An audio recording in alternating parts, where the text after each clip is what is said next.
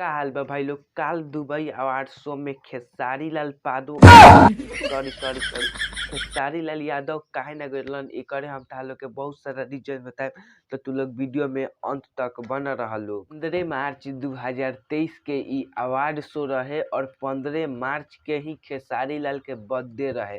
तो तू लोग अब भाई लोग सोचल लो कि खेसारी लाल अपन बर्थडे मनइहन कि जाके दुबई में award लीहन। Reason number 2, Khesari Lal के प्रिय दुश्मन मतलब कि सॉरी भाई लोग सॉरी मतलब कि पावर स्टार उ अवार्ड शो में गइल रहलन। रीजन नंबर 3, देखल लोग भाई लोग मतलब कि खेसारी लाल उतना फिल्म गाना शूट करेलन, स्टेज शो करेलन, अगर जे उ कहूँ चल जइहन तो उनकर डायरेक्टर और प्रोड्यूसर के घाटा लाग सकता, यही वजह से उ कहीं ना जा पाइलन।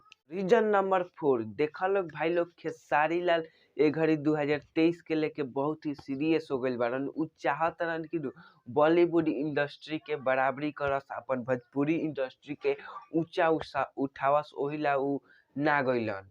अब आज खातिर इतना। अगर तू लोग खेसारी लाल के बिग फैन लोग नु त मर्दे है सब बताइनी है नु, एकरा खातिर एगो काम कर दलोग, चैनलवा के सब्सक्राइब और वीडियो के लाइक कर दलोग, ऐसे दिल के सुकून मिलेला मर्दे, कर दिह लोग। हम जातनी टट्टा बाय बाय।